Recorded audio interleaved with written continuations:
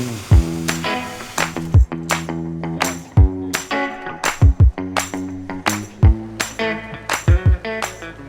guys, so today we're out here, we're gonna do some shallow water grouper fishing, and the style that we're gonna do today is something that I would say is maybe the easiest for the vast majority of the fishing public to do. We're gonna be fishing in 20 to 30 foot of water. We're gonna be using a few different techniques. We're gonna be using our spinning rods, we're gonna be using some swim baits, and we're gonna use some conventional tackle on the bottom. Gonna show you guys a few different ways to catch these groupers.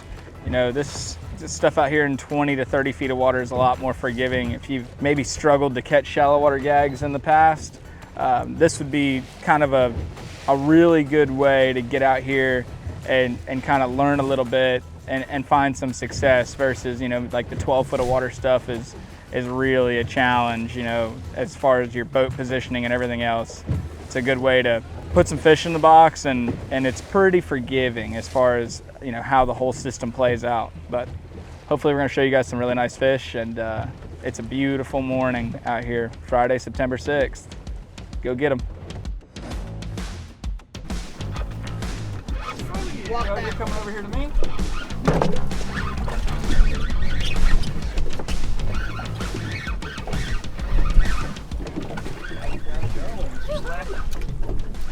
There you go, circle hook right in the corner of the jaw.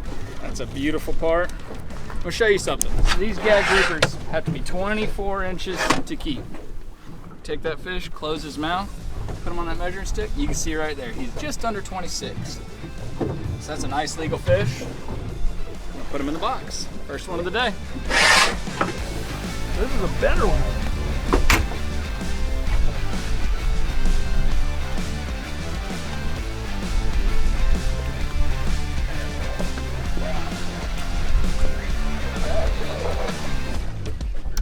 Another nice one. A little resistance. So that's a gag grouper right there that we just caught on a traditional bottom rig, and I'm going to show you that in just a second here. But this is definitely the easiest way to catch these fish. You know, great for kids, anybody that has maybe just the slightest amount of fishing experience can handle catching them this way. If you take a look at this rig, I'll show it to you. It's a 7-foot Fitzgerald extra heavy conventional rod. We got 80-pound braid on here and an 80-pound wind-on leader, and you know, you can use a lot of different rods and reels, from cheap ones to expensive ones, to accomplish this. But 6-ounce sinker, a swivel, and about 5 foot of 80 fluoro, and a Gamakatsu 8/0 circle hook. And then what you do, grab that pinfish, you hook him right there, right through the mouth, so he'll swim down straight, and then throw him out there, let him sit right on the bottom. When he pulls hard, you pull harder, you'll get him. So I just took this bait on that bottom rig, dropped it to the bottom. Really the only key to this is to try to not bounce your egg sinker. You let that thing sit on the bottom, and the fish will almost kind of forget that it's there, for lack of better words. But the more you bounce that thing, it tends to scare away the bigger fish. And that's just something we've kind of figured out over the years. If you could throw that thing out there, you know, put it on the bottom, let it sit there, and just have a little patience. I mean, that last fish Steve just caught, he let it sit out there for probably 3 or 4 minutes, nothing, and all of a sudden, bam, nice bite.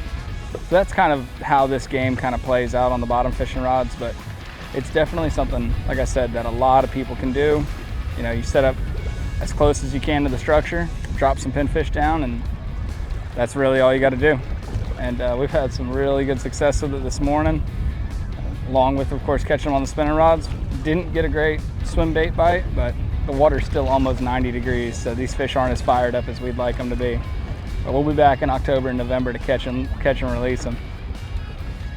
See if we can catch a couple more here before we get out of here. Pull on him, Stevie, you got him. So you saw, if that fish pulls that rod tip down, you pull back on him hard. Oh, yeah. You can see him coming up right here. There he is. And that circle hook in a perfect world is always going to catch him somewhere in the corner. We barely got that one.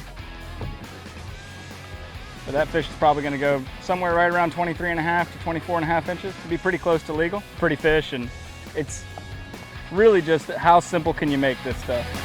Works out perfect.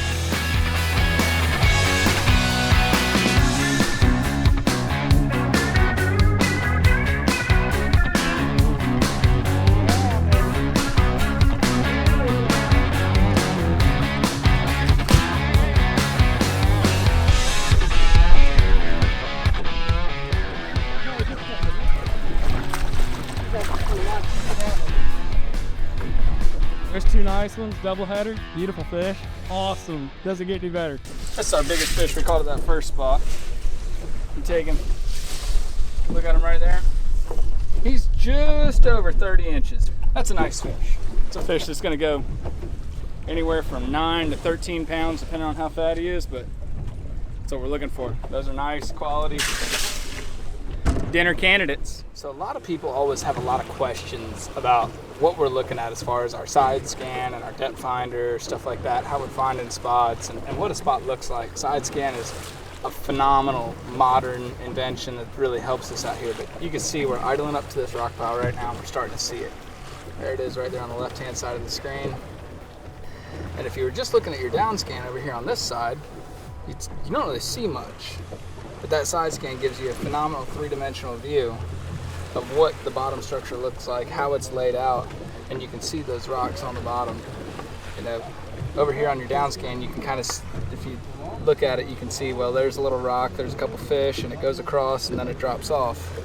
But that's kind of what we're looking at.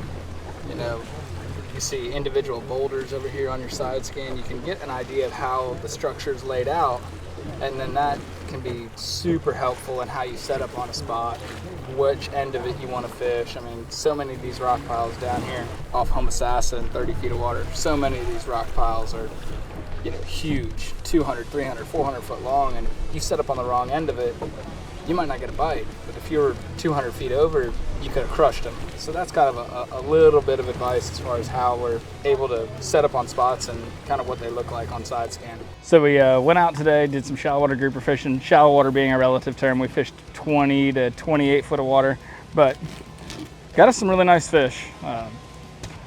Michelle, Steve, and Marshall all caught nice ones. We caught them a couple different ways. Caught them on the spinner rods, floating some pinfish out behind the boat. We caught them on the bottom rods, and that worked out really well for us too.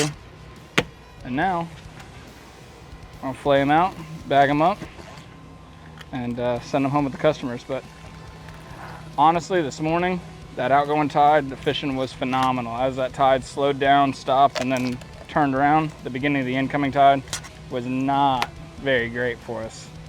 But we made them count early. We ended up catching about a dozen nice fish, and couldn't be happier about the way our morning went.